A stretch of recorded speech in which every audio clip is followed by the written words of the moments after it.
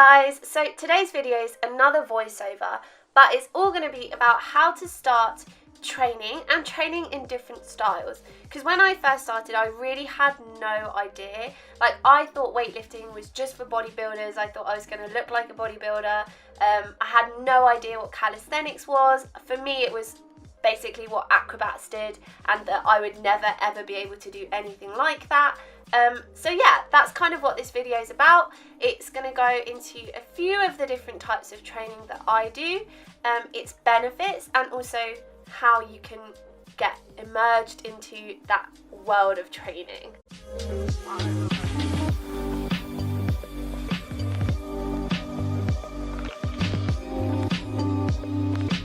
So the first type of training is weightlifting or resistance training. Use this training for increasing your muscle size, to get leaner, to look more toned, to help develop your metabolism, and to increase your strength and power.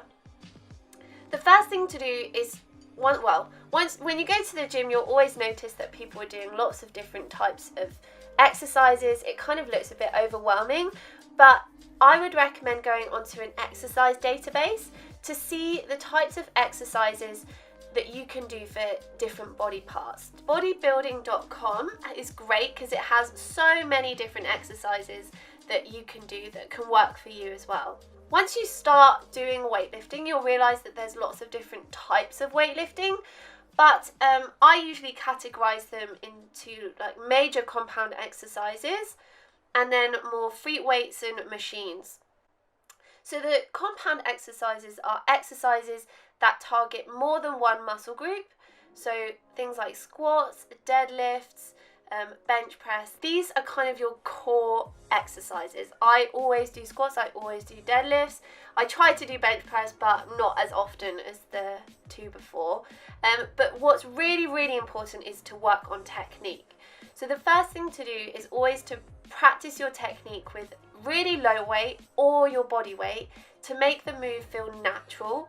And over time, once you have the exercise feeling natural, you can move on to heavier weights and develop your strength. But it's really important that you have a good base, that you have a good technique in order to help you. You can also ask a gym instructor or an experienced weightlifting friend who can help you, who can help look at technique and give you pointers so that you really nail it.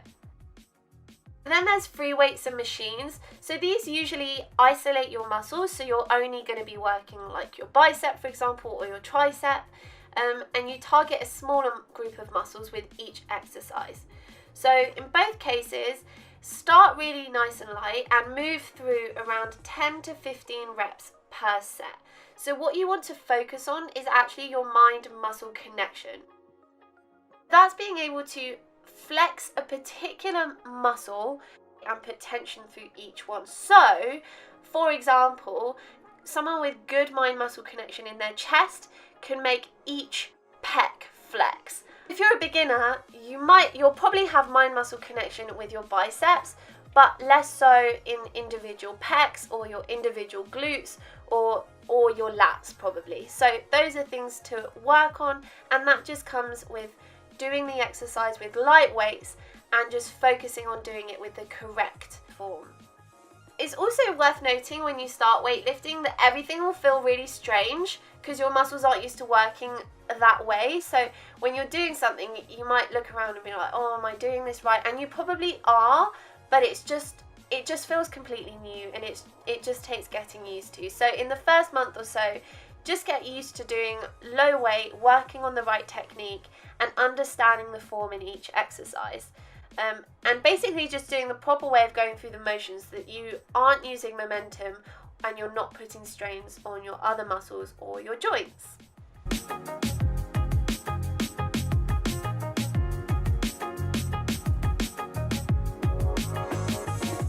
The next style of training is functional training or calisthenics. So this is actually something relatively new for me as well. I think I've only incorporated it properly into my routine since about a year. I guess before, when I did triathlon and athletics, I was doing more functional stuff, but I did take a break from it for about 2 years when I was just doing weightlifting. So I'm really glad that I took it back up. And it's Functional training is basically any training that helps you improve your day-to-day movements and sports, and helps your entire body work together in coordination. It helps to work and develop on your agility, your balance, your coordination, your speed and power, and it will make you more athletic and can help you get leaner as well. Calisthenics is a type of functional training where it's kind of the art of movement, so you just use body weight to increase your strength to weight ratio. Some of the classic calisthenic exercises are doing the human flag, doing muscle ups, doing the front lever, reverse lever, planche, things like that I wish I could show you, but I haven't quite nailed those yet. So bear with me, I am working on them, and then I'll be able to do a video for you. If you're new to functional training exercises, I have a lot of different functional exercises in my videos, so you can use some of my videos to start off. But really, it's just about developing your own style. There's no right or wrong.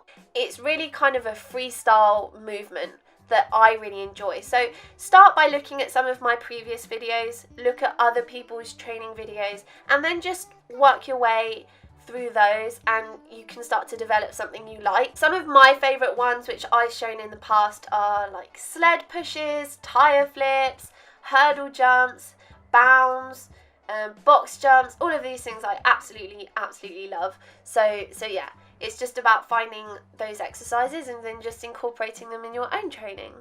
I've already mentioned their next website, so if you do want to go there to start some calisthenics, then that's a great place to go.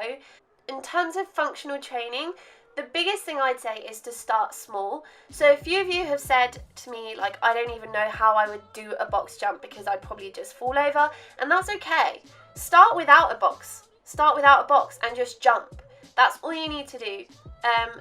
And once you get comfortable with just jumping up, then start bringing your knees higher. Then you can put just a small box, jump onto the small box, and then as you get better at that, increase the size of the box, and then before you know it, you'll be jumping higher than you ever thought you could. So it's just about taking it through step by step and doing things gradually.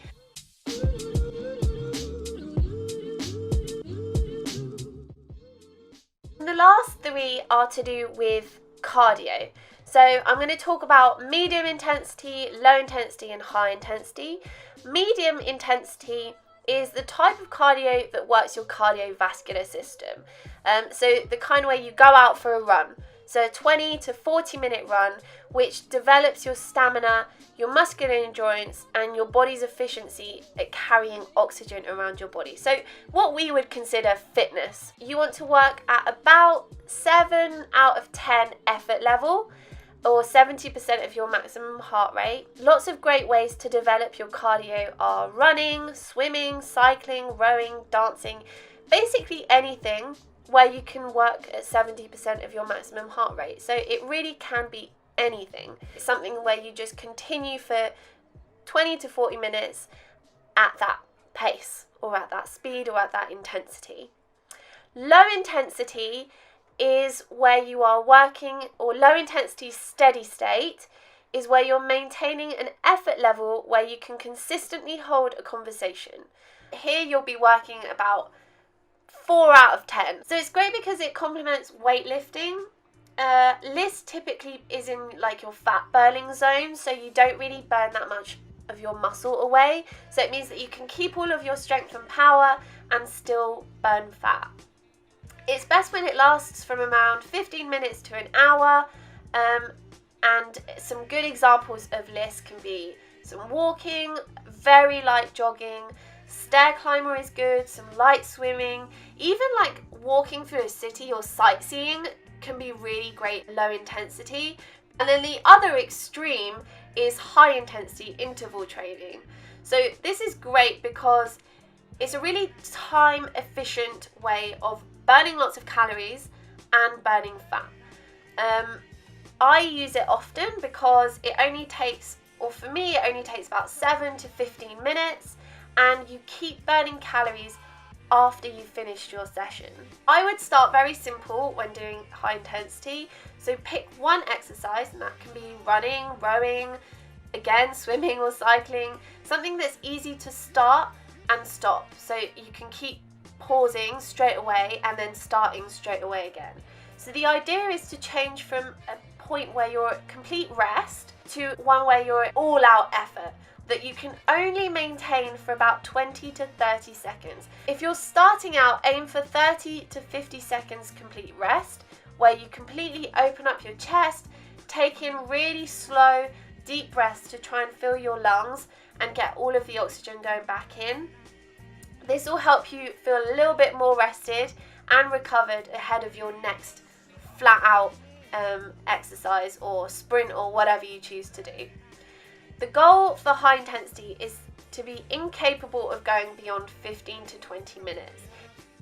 If you've never done HIIT before, I'd probably recommend going at 80% intensity, because you don't want to just do one sprint and then completely die and not be able to do anything else. So kind of pace yourself through it. So yeah, start at 80% for each sprint to get yourself used to the process of complete stop and then complete all out like effort level, and that should give you like a good idea of what your body can handle, and it means that when you go into the next session you'll know what to expect.